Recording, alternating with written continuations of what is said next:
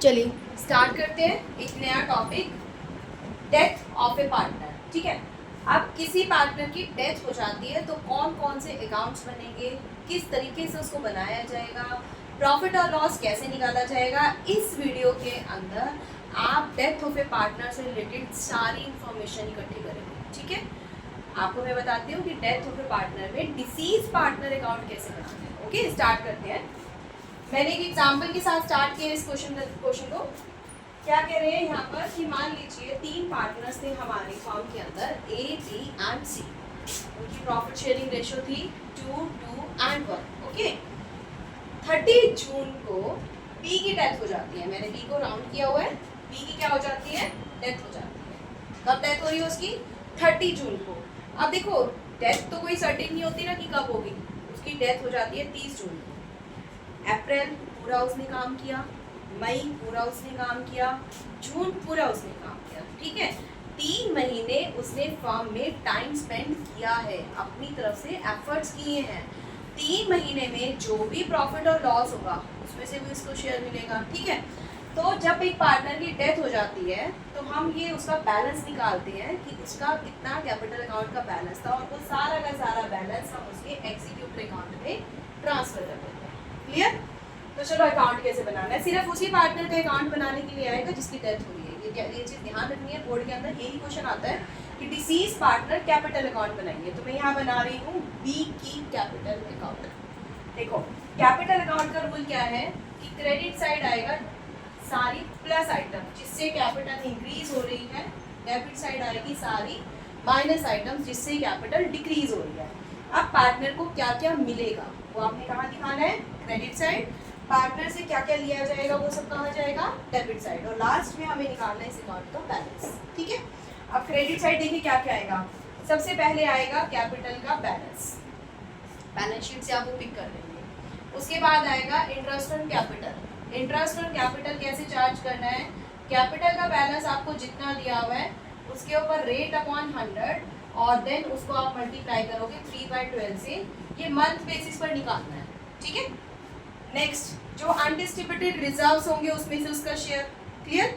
उसका शेयर आपने देखा है 2/5 है, तो आप क्या करेंगे, जितना भी रिजर्व दिया हुआ है उस रिजर्व को 2/5 से मल्टीप्लाई कर देंगे। Okay, A capital and C capital, यहाँ पर 2 वर्ड्स लिखे गए हैं। ये क्यों लिखे हैं मैंने कि जो गुडविल की अमाउंट आएगी उसमें से भी शेयर उसको मिलेगा और वो शेयर देंगे उसको रिमेनिंग पार्टी।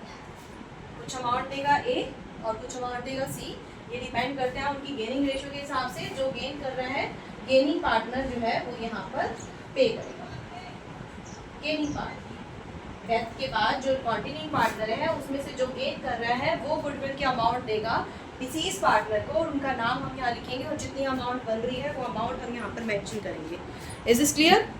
पहले क्या आएगा? कैपिटल का बैलेंस, उसके बाद इंटरेस्ट ऑन कैपिटल, उसके बाद रिजर्व में से उसका शेयर, उसके बाद गुडविल में से उसका शेयर। ठीक है, गुडविल कौन देगा? जो कॉन्टिन्यूइंग पार्टनर है अपनी गेनिंग रेशियो के अंदर गुडविल की अमाउंट देंगे। उसके बाद profit and loss suspense account लिखा हुआ है। सस्पेंस अकाउंट मैंने यहाँ पर वर्ड क्यों मेंशन किया है? क्योंकि पार्टनर की death mid of the year कभी भी हो जाएगी, उस टाइम पर स्पेशली P&L अकाउंट तो नहीं बनेगा। ठीक है, तो एक अप्रॉक्स हम अमाउंट निकालेंगे कि उसने जितने टाइम तक वो फर्म में रहा उसने कितना प्रॉफिट अर्न कर लिया होगा। एक अप्रॉक्सीमेट अमाउंट हम कैलकुलेट करेंगे और वो अमाउंट हम यहाँ पर ट्रांसफर करेंगे एक नए अकाउंट ओपन करके। That account is known as profit and loss suspense account. Okay, जितना भी अमाउंट उसका प्रॉफिट का बन रहा होगा वो अमाउंट उसको यहाँ पर दे देंगे।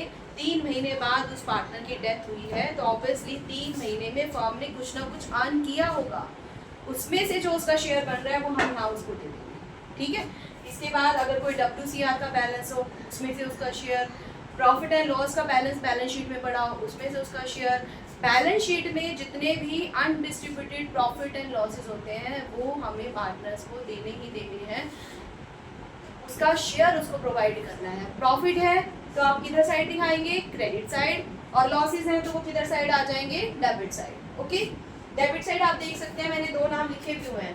प्रॉफिट एंड लॉस अकाउंट का लॉस बैलेंस, ये भी बैलेंस शीट की ही अमाउंट मैंने मेंशन की हुई है। एडवर्टाइजमेंट सस्पेंस अकाउंट, ये भी बैलेंस शीट की ही अमाउंट है। ओके, इधर देखिए, अगर पार्टनर ने ड्राइंग की है तो ड्राइंग से उसकी कैपिटल माइनस हो रही है। इंटरेस्ट ऑन ड्राइंग है तो इंटरेस्ट ऑन ड्राइंग भी आप किस बेसिस पे निकालेंगे? On the basis of 3 months, on 3 months.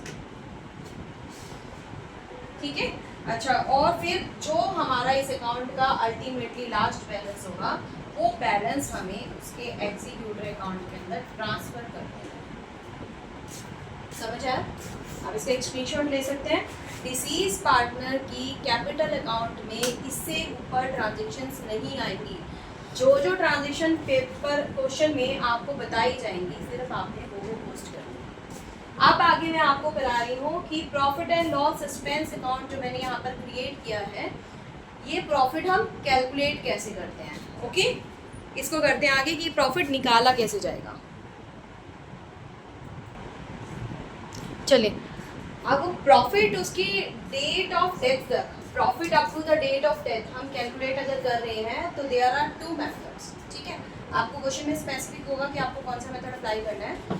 Weather profit can be calculated on the basis of sale, ठीक है, और the profit can be calculated on the basis of last year profit और average profit. 2 method है यहाँ पर।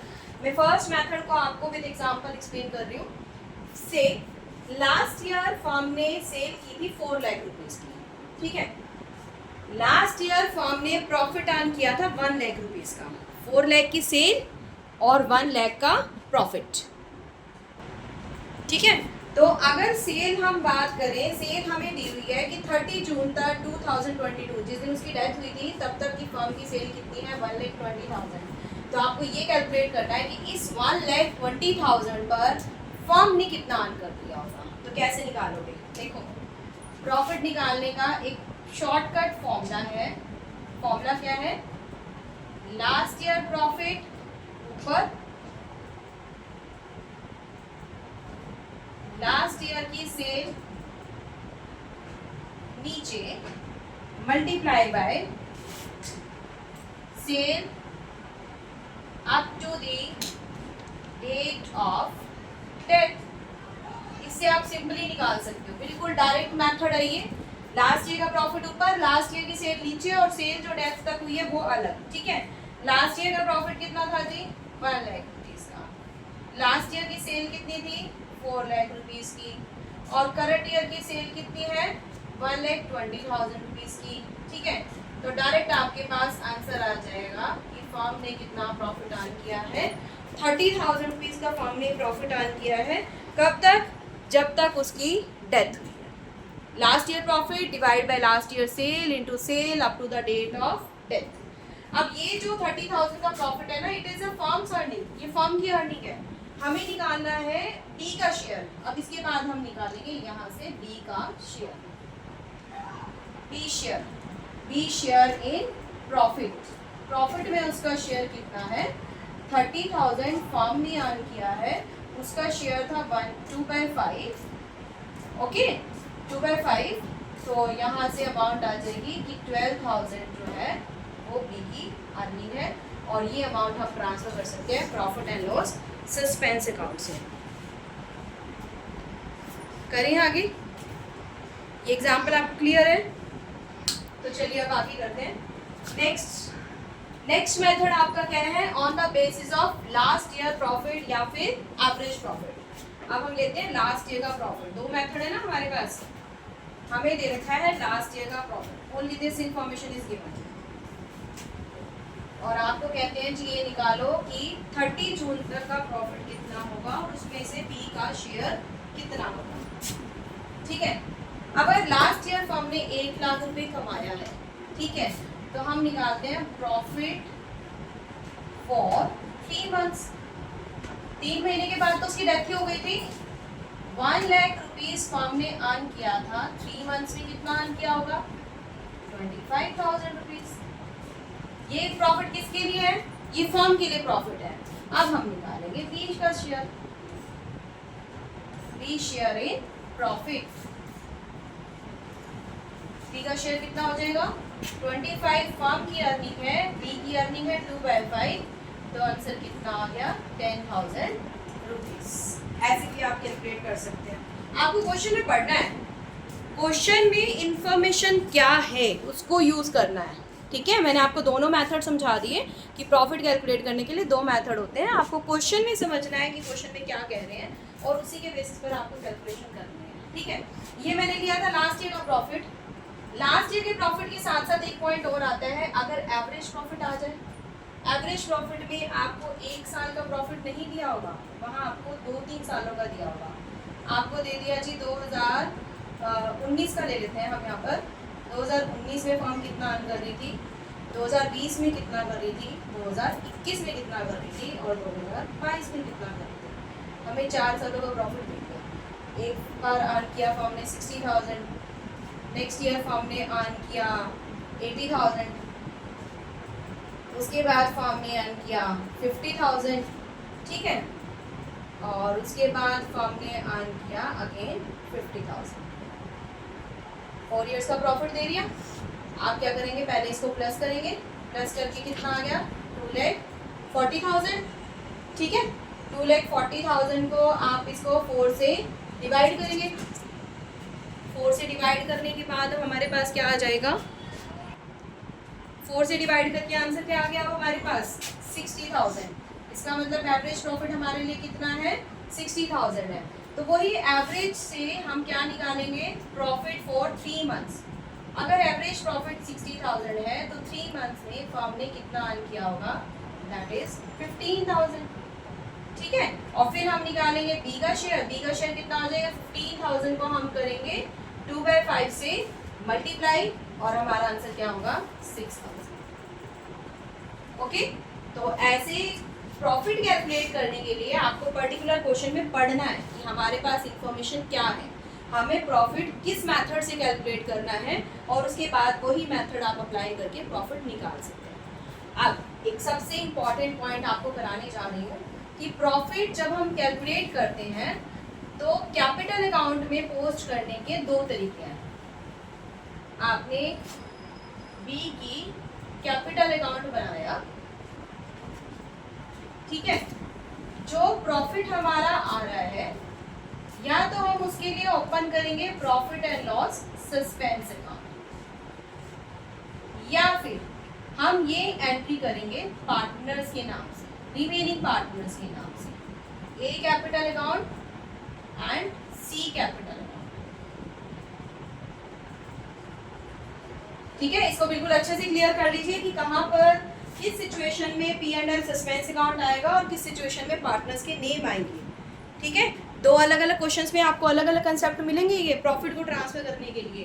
तो जब आप प्रॉफिट को ट्रांसफर कर रहे हैं P and L suspense account तब आएगा जब प्रॉफिट शेयरिंग रेशियो चेंज नहीं हो रही। Old ratio of A and C is same as new. अगर ओल्ड रेशियो ही ए और सी की क्या रहती है, बिल्कुल सेम न्यू रहती है, तो वहां पर हम लिखेंगे profit and loss suspense account. ठीक है, और अगर there is a new ratio, there is new ratio of A and C is given. A और सी की क्या गिवन है, न्यू रेशियो क्वेश्चन के अंदर गिवन है, तो हम क्या नाम लिखेंगे, A is capital account and C is capital account. It means profit का अमाउंट ए और सी देंगे अपनी कैपिटल में से बी को देंगे, कब, जब प्रॉफिट शेयरिंग रेशियो ए और सी की नई आपको क्वेश्चन के अंदर गिवन होगी। ठीक है, और ये अमाउंट देंगे कैसे, कौन सी रेशियो में देंगे, गेनिंग रेशियो के अंदर। ये चीज लर्न करनी है आपको, किस रेशियो में दिया जाएगा, गेनिंग रेशियो में। तो ये भी आपको कंसेप्ट देखना है कि क्वेश्चन में न्यू रेशियो दी हुई है या नहीं दी हुई है। अगर क्वेश्चन में न्यू रेशियो नहीं दी हुई तो आप नाम लिखेंगे profit and loss suspense account, और अगर क्वेश्चन में न्यू रेशियो दे रखी है तो आप नाम क्या लिखेंगे, जो पार्टनरिंग पार्टनर है उनके नाम आएंगे और वो अमाउंट देंगे बी को गेनिंग रेशियो के अंदर। Is this clear? ये मैंने आपको पूरा डेथ वाला कंसेप्ट समझा दिया है। मैं आपको एक लास्ट में एक छोटी सी टिप देना चाहूँगी, जो टिप बहुत ज़रूरी है।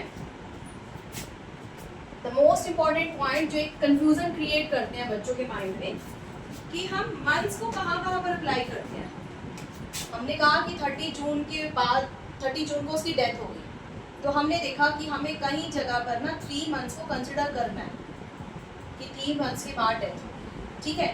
तो ये कहाँ कहाँ पर कंसिडर करना है? पहला तो आपको इसको ध्यान रखना है while calculating interest on capital. दूसरा आपको इसको ध्यान रखना है while calculating interest on drawings, ठीक है। Third, when profit is calculated on the basis of last year profit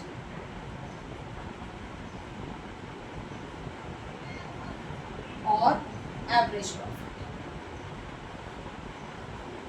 सिर्फ इन 3 कंसेप्ट में 3 मंथ्स की एक अपनी इम्पोर्टेंस है, और जब भी आप मंथ्स को कंसिडर करेंगे तो आपने यहाँ पर भी 3 मंथ्स का कैलकुलेट करना है, यहाँ पर भी 3 मंथ्स का कैलकुलेट करना है, और जब आप प्रॉफिट निकालेंगे on the basis of last year profit या on the basis of average profit, तब भी आपने 3 मंथ्स को कंसिडर करना है। तो सिर्फ ये 3 पॉइंट्स हैं जहाँ पर हम 3 मंथ्स को कंसिडर करेंगे, अदरवाइज हमें सिर्फ क्या देखना है, बी का शेयर।